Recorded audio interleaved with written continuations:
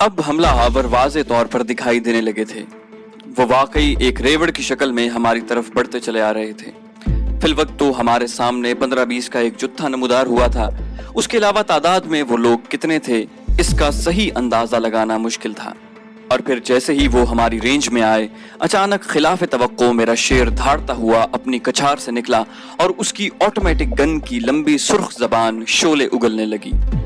میں نے بھی کسی معمول کی طرح برقی عمل کے تحت 3 ہینڈ گرینیڈ وقفے وقفے سے ان کی طرف لڑکا دیے۔ تینوں بر وقت ان کے سروں پر پھٹے اور ایک ایک کر کے وہ بے بس کتوں کی طرح مرنے لگے۔ گرینیڈ ختم ہوتے ہی میں نے گن سنبھال لی تھی۔ جب اس جتھے کا صفایا ہو چکا تھا تو میں اپنے ساتھی کی طرف پلٹا جس کی ہلکی سی کراہ میں نے ابھی سنی تھی۔ دوسرے ہی لمحے مجھے یوں محسوس ہوا جیسے کسی نے میرے کلیجے میں ہاتھ ڈال دیا ہو۔ اس کے سینے میں 5 نمایاں سوراخ دکھائی دے رہے تھے جن سے بہتے خون نے اس کی وردی رنگین کر دی تھی۔ اصل میں جوش غضب میں اس شیر دل لفٹین نے اٹھ کر دشمن پر چارج کیا تھا جو جنگی حکمت عملی کے بالکل خلاف بات تھی، اور کسی مرتے ہوئے مکتی باہنی کی سٹین گن کا پورا برسٹ اس کے سینے کو چھلنی کر گیا تھا۔ میں نے اسے سہارا دے کر زمین پر لٹا دیا اور چاہا کہ اس کی فیلڈ پٹی کھول کر زخموں پر پھاہا رکھوں، لیکن اس نے ہاتھ کے اشارے سے منع کر دیا اور پانی مانگا۔ اپنی بوتل میں نے اس کے منہ سے لگائی۔ بمشکل 2 گھونٹ پانی ہی اس کے حلق میں گیا تھا کہ اس کے بعد پانی باہر آنے لگا۔ اب اس کا دم آخر تھا۔ مر جانا آسان ہے مرتے ہوئے انسانوں کو دیکھنے سے۔ خود آپ موت کی اذیتناکیاں برداشت کر سکتے ہیں، لیکن جب آپ کے عزیز آپ کی آنکھوں کے سامنے دم توڑ رہے ہوں تو یہ بات ممکن نہیں رہتی۔ کچھ ایسی ہی کیفیت سے اس دم میں دوچار تھا۔ مضروب نے میرا ہاتھ اپنے دونوں ہاتھوں میں تھام لیا۔ وہ مجھے تشفی دے رہا تھا۔ یہ مر جانے کی ادا بڑی نرالی ہوتی ہے۔ آنکھوں کے اشارے سے اس نے مجھے جھکنے کو کہا۔ شاید کچھ کہنا چاہتا تھا۔ ادھر میری یونٹ کے لوگوں کو سلام بولنا۔ مجھے افسوس ہے ہم اپنے مہمان کی حفاظت نہ کر سکے۔ اگر ممکن ہو تو میرے گھر پشاور خط لکھ کر بتانا کہ ان کے بیٹے نے سینے پر گولیاں کھائی ہیں، پیٹھ نہیں موڑی۔ اس کے بعد وہ اپنے گھر کے متعلق کچھ ہدایات دینے لگا۔ اس کا چہرہ پر نور تھا، پرسکون۔ طمانینت کا ایک سمندر وہاں لہریں مار رہا تھا۔ وہ اس طرح باتیں کر رہا تھا جیسے کسی سفر پر جانے سے پہلے اپنے گھر والوں کو ہدایات دے رہا ہو۔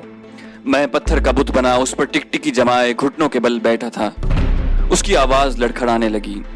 انگلیوں کی گرفت میرے ہاتھ پر کبھی ڈھیلی پڑتی، کبھی سخت ہو جاتی۔ فی امان اللہ، یہ آخری فقرہ تھا جو اس نے مجھ سے کہا۔ پھر وہ قرآنی آیات کی تلاوت کرنے لگا۔ اس کی آواز آہستہ آہستہ بڑبڑاہٹ میں تبدیل ہو رہی تھی۔ نبض ڈوب رہی تھی۔ مجھے ہوش آ گیا۔ میں نے اس کے ہاتھوں کو نرمی سے الگ کیا اور آرام سے اس کے مقدس پہلوؤں میں لٹا دیے۔ غازی مرد کی آنکھیں موند چلی تھیں۔ آخری مرتبہ اس نے آنکھیں کھول کر میری سمت دیکھا، مسکرایا، اور اس کی مسکراہٹ امر ہو گئی۔ اس کی آنکھیں ابھی تک کھلی ہوئی تھیں۔ میں نے موت کو بہت قریب سے دیکھا تھا، لیکن اس لمحے ضبط نہ کر سکا۔ اس جوان مرد کی آخری ادا نے مجھے رلا دیا۔ دل کا خون آنکھوں کے راستے باہر آنے لگا۔ اس لمحے نہ جانے کیوں میرا جی بے اختیار رونے کو چاہا تھا۔ شاید وہ غبار چھٹ رہا تھا جس نے اندر ہی اندر اب جھکڑ کی صورت اختیار کر لی تھی، لیکن یہ وقت نہیں تھا۔ اس سوچ کے آتے ہی میں نے اس کے پپوٹے کانپتے ہاتھوں کی انگلیوں سے بند کیے، جھک کر اس کی پیشانی کو بوسہ دیا، قمیض کی آستین سے اپنے آنسو پونچھے، اس کی گن دوبارہ لوڈ کی اور اس کے قریب سے ہٹ کر ایک جگہ پوزیشن لی۔ چاہیے تو یہ تھا کہ میں بجائے نوحہ کنا ہونے کے جان بچانے کی فکر کرتا اور اپنی راہ ناپتا، لیکن ایسے غازی مرد کی لاش کو اکیلا چھوڑنا میری غیرت نے گوارا نہ کیا۔ ابھی بمشکل 5 منٹ ہی گزرے تھے کہ مجھے بکتی باہنی کے چیخنے چلانے اور گالیاں بکنے کی آوازیں دوبارہ سنائی دینے لگیں۔ اب میری باری تھی۔ اس لمحے انتقام کی آگ نے مجھے شعلہ جوالا بنا کر رکھ دیا۔ میری ساری توانائیاں، پھرتیاں، چستی چالاکی میرے وجود میں سمٹ آئی۔ بقیہ ہینڈ گرینیڈز تھام کر میں وہاں سے تیز رفتار سانپ کی طرح رینگتا ہوا دونوں اطراف میں گھوم گیا اور واپس آ گیا۔ میرے دائیں مورچے میں G3 فائرنگ کی پوزیشن میں تیار کھڑی تھی۔ بائیں ہاتھ سٹین گن اور ہاتھوں میں گرینیڈ۔ میری حصے سماعت پہلے سے کئی گنا بڑھ گئی تھی۔ ان کے بےہودہ نعروں کی آوازوں نے ایک واضح سمت اختیار کر لی تھی۔ میں نے پنجوں کے بل اسی سمت کا رخ کیا۔ सामने से कफ उड़ाते बलवाइयों का जत्था फसलों को रौंदता उस तरफ बढ़ता चला आ रहा था। मैंने उनके रेंज में आते ही हैंड ग्रेनेड उछाला जो उनके ऐन दरमियान फटा।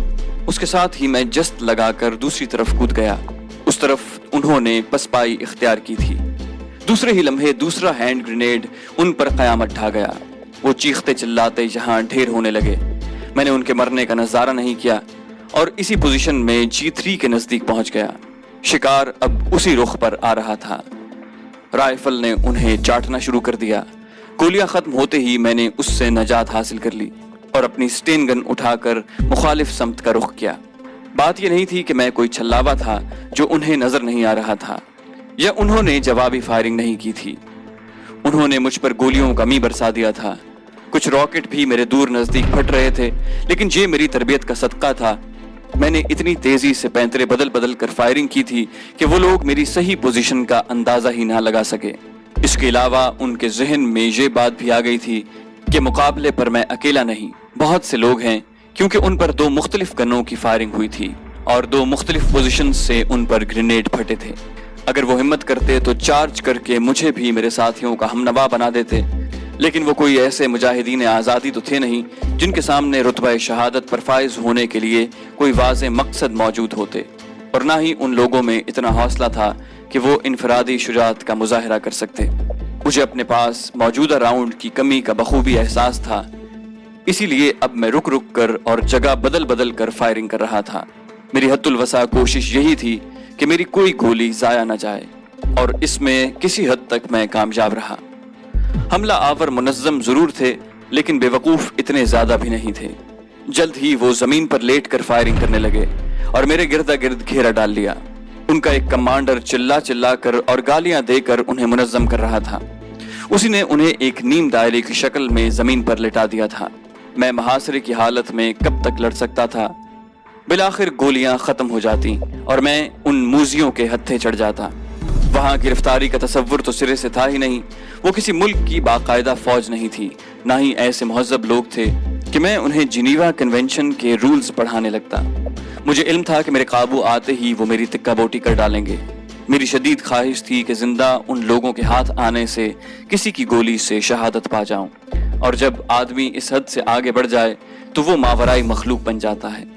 ये कारनामे जो अंजाम पाते हैं, इनका सबब शायद जवानों का हद से ज्यादा बड़ा हुआ मोराल ही होता है, वरना जिंदगी किसे प्यारी नहीं। उस लम्हे मेरे पास एक लोडेड मैगजीन और चंद फालतू राउंड्स बाकी रह गए थे, जब पर्दा गैब से एक अजीब मौजज़े ने ज़हूर पाया। मेरे अकब से आसमान ने चिंगारना शुरू किया, और जब बेइख्तियार गर्दन मोड़ कर मैंने उस समत देखा तो एहसास तशक्कुर से दिल भर आया। ये आर्मी एविएशन का हेलीकॉप्टर था। ऐसे हेलीकॉप्टर उमूमन जख्मी या पैगामात एक जगह से दूसरी जगह ले जाने के लिए इस्तेमाल होते हैं। मौजूदा संगीन हालात के पेश नज़र ऐसे हेलीकॉप्टरों में गन्स नस्ब कर दी गई थी, और ये एक तरह से रेस्क्यू ऑपरेशन भी अंजाम देते थे। पायलट ने शायद दूर से ही हंगामा देख लिया था। उसने फौरन पीछे पैगाम भेजा और वापस जाकर मदद लाने की बजाय पैगाम भेजने पर इक्तिफा किया, और खुद मेरी अमली मदद को आ गया, जिसका अंदाजा मैंने इस तरह लगाया कि अब हेलीकॉप्टर ऊंचा उठकर गोलियों की रेंज से बाहर निकल गया था। घेरे में आए हुए साथी को बचाने के लिए ये इंतहाई दलेराना इक़दाम था, क्योंकि इस तरह गनशिप हेलीकॉप्टर का मैदान जंग में कूद जाना बड़ा अजीब सा दिखाई देता है। मैंने भी इंतहाई खतरा मोल लेते हुए आसमान के रुख मखसूस अंदाज में फायर करते हुए उसे अपनी पोजीशन से आगाह किया, क्योंकि हमारे पास इसके अलावा राब्ते का और कोई जरिया मुयस्सर नहीं था। उसके साथ ही मैंने तेजी से छलांग लगाकर पोजीशन बदल ली।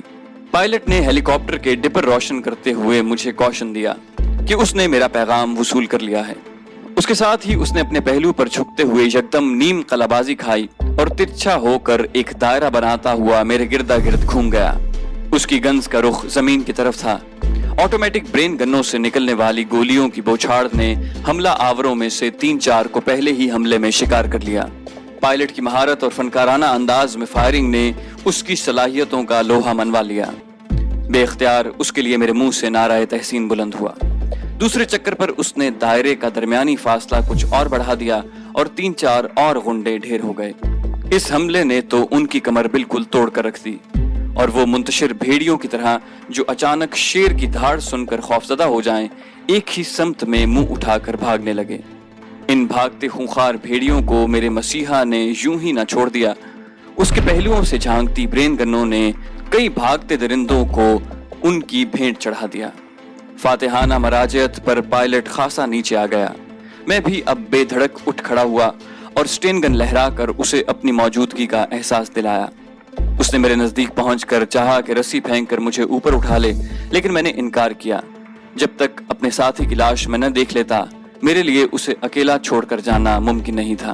ہیلی کاپٹر نے دور نزدیک کا چکر لگا کر صورتحال کا جائزہ لیا اور جب اسے یقین آ گیا کہ اب معاملہ ٹھیک ہے تو اپنی منزل کی سمت چل دیا.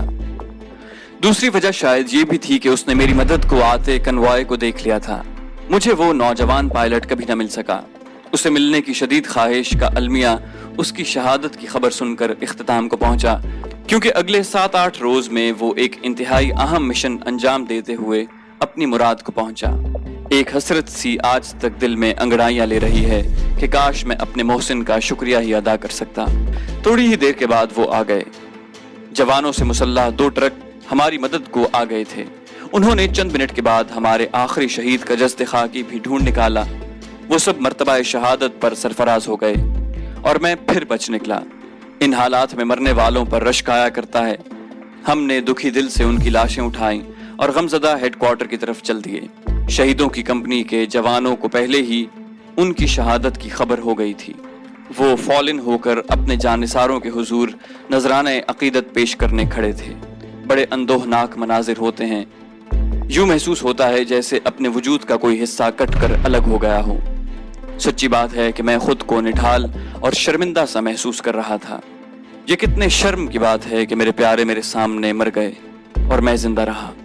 اور ان لمحات نے جب شہیدوں کی لاشیں ایک قطار میں رکھی گئیں مجھے پھر رلا دیا. میرا ہی نہیں تمام جوانوں کا یہی حال تھا. ہم سب خوفزدہ تھے، سوگوار تھے، خود کو بکھرا بکھرا محسوس کر رہے تھے. ہمارے ذہنوں میں بار بار ایک ہی سلگتا ہوا سوال اٹھ رہا تھا، آخر یہ کرودھ کی چڑھتی آندھی کب اترے گی؟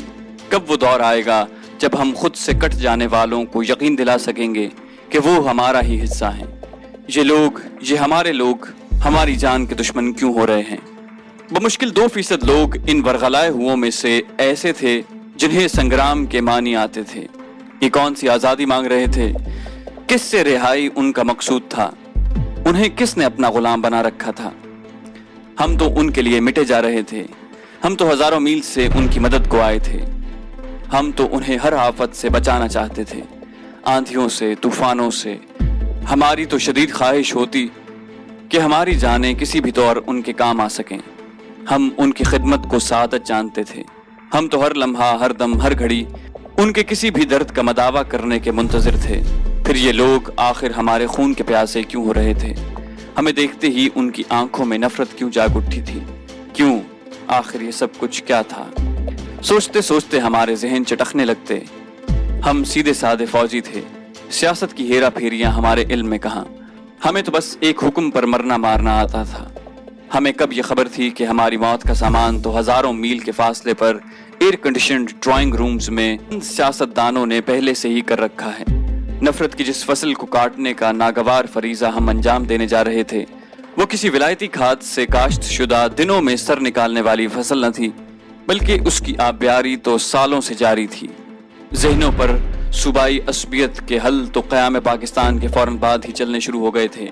صوبائی تعصب، لسانی تعصب، معاشی اور معاشرتی تعصب کیسے کیسے زہریلے ناگ پھنکار رہے تھے بھولے بھالے سیدھے سادے مانجیوں کے دل و دماغ میں. تمہیں لوٹا جا رہا ہے، کھایا جا رہا ہے. تم جو تخلیق کار ہو، تم جو اپنے خون پسینے سے سنہرے ریشے کو جنم دیتے ہو، تمہاری جاں فشانیوں کا ثمر تم تک کبھی نہیں پہنچ پائے گا. کبھی نہیں، جب تک کہ تم خود آگے بڑھ کر اپنا حق نہ چھین لو. کیسے کیسے ہلاکت آفرین نظریے تھے جو ایک لمبے عرصے سے ان کے معصوم اذہان میں ٹھوسے جا رہے تھے. یہ زہر اب ایک نسل سے دوسری نسل کو منتقل ہو چکا تھا. وہ بدقسمت نسل جس کی آنکھ ہی متعصب ماحول میں کھلی، جو عصبیت کی زہرناک فضاؤں میں پلی بڑھی، جس کے روئے روئے میں انتقام کی چنگاریاں سلگائی گئیں. وہ ہمارے خون کی پیاسی کیوں نہ ہوتی؟ وہ ہمارا وجود یہاں اپنی دھرتی پر کیوں کر برداشت کرتی؟ خدایا کیا اندھیر مچ رہا تھا. اشک ندامت سے لبریز آنکھیں، احساس ذلت سے پشیمان پیشانیاں بارگاہ ایزدی میں جھک جھک جاتی، لیکن سجدے باریاب نہ ہوئے۔ مشیت الہی نے ہم سے گویا رخ موڑ لیا۔ شاید اس کی وجہ یہ ہو کہ اب ہم پر حد نافذ ہو چکی تھی، اعمال رنگ لا چکے تھے، کاتب تقدیر کا قلم اپنا فیصلہ لکھ چکا تھا۔ پھر کس کی مجال تھی کہ اس کے لکھے فیصلے کے سامنے دم مار سکے۔ چھاؤنی کے قبرستان میں ہی شہیدوں کی تدفین ہوئی۔ تدفین تک میں ان کے ساتھ رہا۔ آخر دم تک ساتھ نبھانا ہماری عادت جو بن چکی ہے۔